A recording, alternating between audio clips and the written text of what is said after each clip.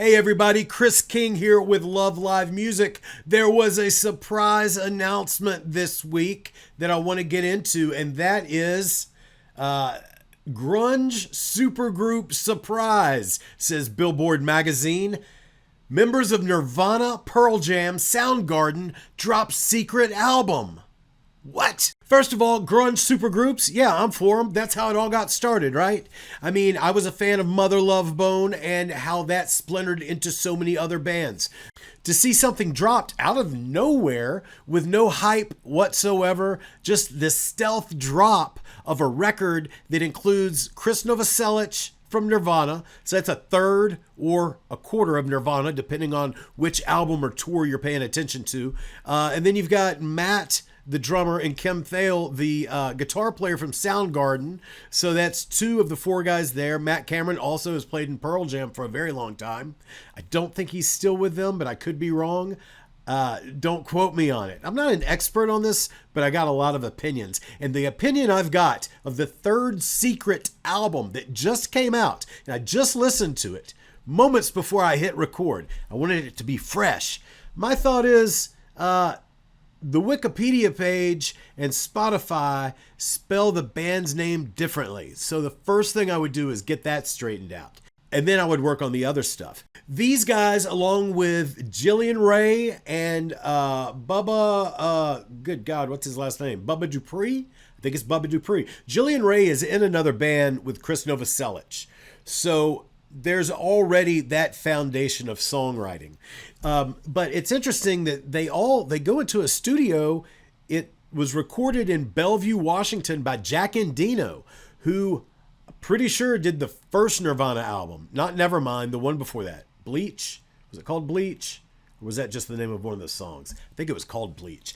Sometimes your expectations are in such a place that it would probably be impossible to be delivered upon. Now, that being said, I'm not here to say anything negative about it, the third secret project, but I will say that there are moments throughout that bring back that feeling that you could say is nostalgic, or you could just say, hey, I like my music to sound specifically like this. I like guitar riffs that sound like this because this is how they sounded with my favorite bands, be it Soundgarden, whatever. All in all, interesting record. This is not a review. This is just a one-time through that I've heard it.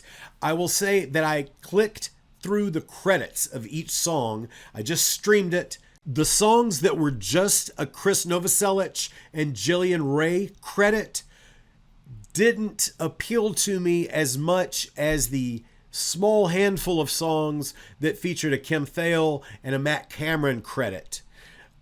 Those songs tended to have more of an interesting rock sound to me. To again circle back to a lot of the riffs, it wouldn't be hard for you on a couple of the tracks. Like let me grab the track listing here. I know I remember the names.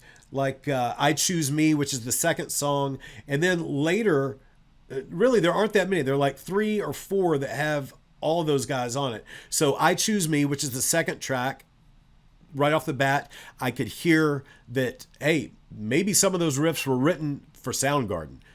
Maybe, who knows?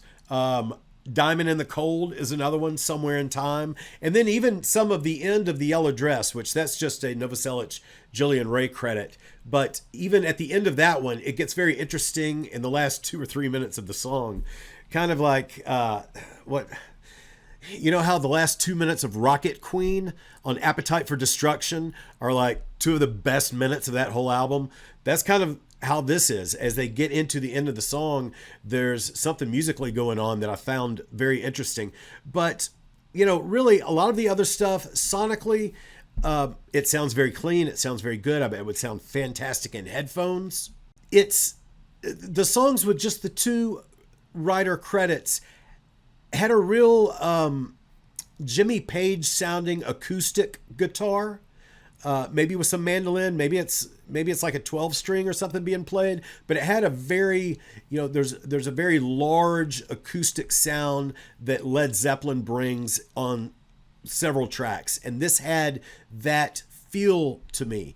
Unfortunately, Jillian Raye is no Robert Plant, but she does go in a direction that isn't unlike, just not for comparison, just for a point of reference, like maybe Mazzy Star-esque, or, sometimes maybe it sounds a bit like Belly or something from the early 90s, like not quite dark like Garbage, but just more of what would be a solid indie-ish early 90s vibe. So all in all, I've listened to the album one time.